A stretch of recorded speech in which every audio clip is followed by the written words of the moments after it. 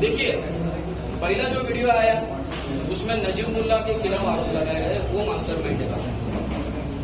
उसी के दौरान दूसरा बात थोड़े दिन के बाद वीडियो आया, उसमें भी बोला गया है कि उसमें 4 लोगों के नाम लिए गए, वो कट कर दिया पोर्शन। मैं बता देता हूँ, उसमें निरंजन डावकरे, महमूद दलवी, आलू बाबा और बदरुद्दीन, ये 4 लोगों के नाम लिए गए।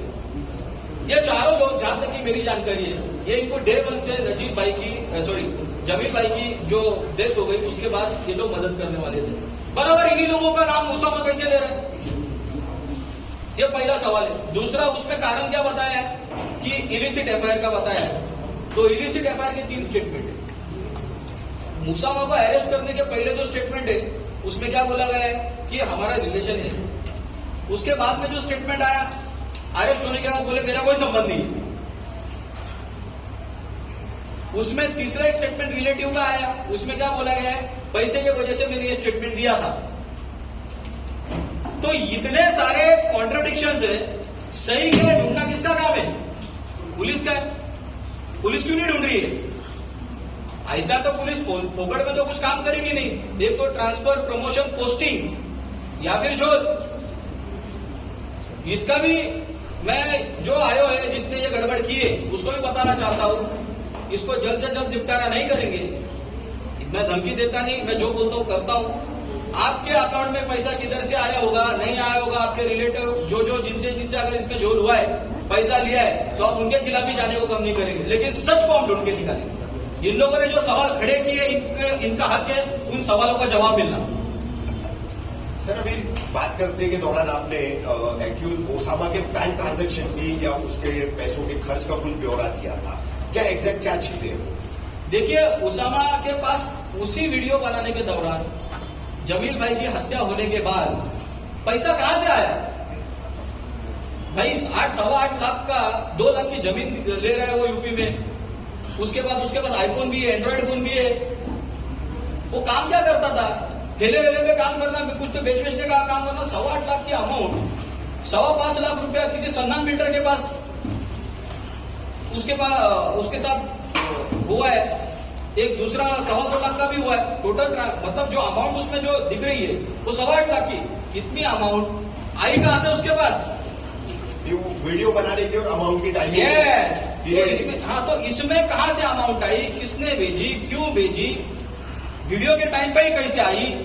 भाई इसके ऊपर साइलेंट क्यों है? सिर्फ एक वीडियो वाला मुद्दा नहीं इसमें, 2 164। और इसमें ये कि नहीं, जितने भी आरोपी है इसमें, उन लोगों ने कहीं ना कहीं नजीब मुल्ला का नाम उसमें लिया है चार्जशीट में। फिर भी काम क्यों, सस्पेक्ट को इंट्रोगेशन क्यों नहीं कर रही पुलिस? सर, पूरी चार्जशीट अब तक जो पुलिस ने कोर्ट में फाइल की है, जो सबमिट की है, मेरे ख्याल से आप आज बात कर रहे हैं तो आपने स्टडी कर ली होगी, पूरी चार्जशीट देखी होगी।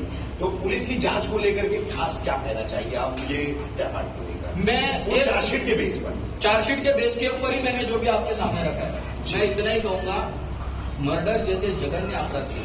ये पहली बार उनके साथ वाकया नहीं हुआ ना, 2014 में भी अटेम्प्ट टू मर्डर हुआ है। इनको इन्वेस्टिगेशन करने के दौरान उन्होंने मरने से पहले 2014 में भी क्या हुआ था उसका भी सीक्वेंस देखना चाहिए था। मैंने मर्डर जैसे गुने में अनेक चार्जशीट में मैंने मर्डर के केसेस में अपियर हुआ कोर्ट के सामने। ऐसा ढीला इन्वेस्टिगेशन मैंने कभी नहीं देखी। देखो, कानून के हिसाब से जो काम करता है उसके हाथों गोली चलाने वाला दिमाग किसका है, वो ज्यादा बड़ा गुनहगार होता है। और इसमें कॉन्स्पिरेटर के तक हाथ ही नहीं जा रहा है। जमील भाई ने 2014 में इन्हीं का नाम क्यों लिया 164 में? इसका जवाब क्या है? इनका अच्छा कार्य करता था ना। 14 में काय को इनका नाम लिया? फिर इसके बाद में अभी भी इनको काय को जा रहे बार बार पेन ड्राइव? अगर उनका यह स्टैंड है कि मेरे को ब्लैकमेल करके मेरे से पैसा हटने का, अरे भाई इनसे ज्यादा तो एकनाथ शिंदे को ब्लैकमेल करते उनको पेन ड्राइव, वो तो ज्यादा पैसा मिलने का चांस था। इन्हीं को बार बार पेन ड्राइव क्यों जा रहा है? निरंजन डावकरे का भी नाम लिया है, उनको क्यों नहीं पेन ड्राइव जा रहा है? आलू बाबा को या दूसरे को नहीं, दलवी को नहीं जा रहा है, बदरुद्दीन को, इनको बार बार क्यों जा रहा है पेन ड्राइव? तो पैसे का एटने के लिए, ब्लैकमेल के लिए अगर ये उनका जो स्टैंड है, तो उनसे भी अच्छे पैसे खास वाले पॉलिटिकल बड़े मजबूत लोग हैं थाना में, तो उधर भी भेज सकते, लेकिन वहां पर नहीं गया। रीजन क्या है भाई इनको भेजने का? इसका इन्वेस्टिगेशन जवाब पुलिस को देना है। ये लेकर आगे क्या करने वाले आप? देखिए, अगर डीजीपी हमको कार्रवाई का जवाब नहीं देती है, हमारे एप्लीकेशन पे क्या करना चाहते हैं, हम अपने महाराष्ट्र राज्य के जो प्रशासकीय प्रमुख गवर्नर होते हैं उनसे भी बात करते हैं। जो भी कॉन्स्टिट्यूशनल पोस्ट पे हमको न्याय दिलाने की ताकत रखते हैं कॉन्स्टिट्यूशन के फ्रेमवर्क के अंदर, हम उनके पास जाके रिक्वेस्ट करेंगे। और जब नहीं होगा तो हम कोर्ट तो है हमारे लिए हाईकोर्ट, और कोर्ट में जाने के बाद आपने देखा ये फिर क्या होता है। सर, कोर्ट के ताल्लुक से जैसे एक पिटीशन पहले भी परिवार ने फाइल किया था, उस पर कुछ कॉस्ट लगी थी, क्या मामला था वो? आपकी जानकारी के लिए बताता हूँ, वो सिंपल केस था। इन्होंने जो पिटीशन फाइल की थी वो जिस दिन उस दिन के पहले 2 चार्जशीट फाइल हो गई थी। और वकील के पास इंसान क्यों जाता है? क्योंकि वो कानून का जानकार नहीं होता, एक्सपर्ट नहीं होता। हम वकीलों की ड्यूटी होती कोर्ट के सामने, कोर्ट के तरफ, ड्यूटी टुवर्ड्स द कोर्ट बोलते हैं हम लोग। तो कोर्ट के सामने हम लोग क्लीन हैंड चाहिए, कोई छुपाने का नहीं, हमारी भी गलती है तो कोर्ट को बताने का। तो उस वकील की ड्यूटी थी कि वो जो चार्जशीट थी वो पिटीशन के साथ लगा के उस चार्जशीट के ऊपर देखो इन्वेस्टिगेशन में क्या आपको कहना है कोर्ट के सामने कहना था। वो चार्जशीट लगा ही नहीं। अब इतने बड़े वकील चार्जशीट क्यों नहीं लगाते, ये मेरे लिए अलग सवाल है। वो उसके सवाल का जवाब वकील साहब ही दे सकते, मैं तो नहीं था उस केस में। लेकिन कॉस्ट किसके ऊपर लगाई है? लिटिगेंट के ऊपर? ना ना ना, कॉस्ट लगाई वकील के ऊपर, इनके ऊपर नहीं। और इन्होंने वकील को क्यों लगाया? लेकिन ये जानकार नहीं कानून के। अगर जानकार होते तो पार्टी इन पर्सन जाते ना, वकील को काहे अपॉइंट करते। तो वो जो डिस्मिस हुई है वो मेरिट पे नहीं हुई है, टेक्निकल ओनली सस्पेंशन। तो इसका ये नहीं कि वो एकदम निर्दोष है इसके लिए वो डिस्मिस हो गई, इनका कोई रोल ही नहीं है, ऐसा कुछ नहीं है। वो उनका कहना है, हमारा कहना तो हमने बता दिया।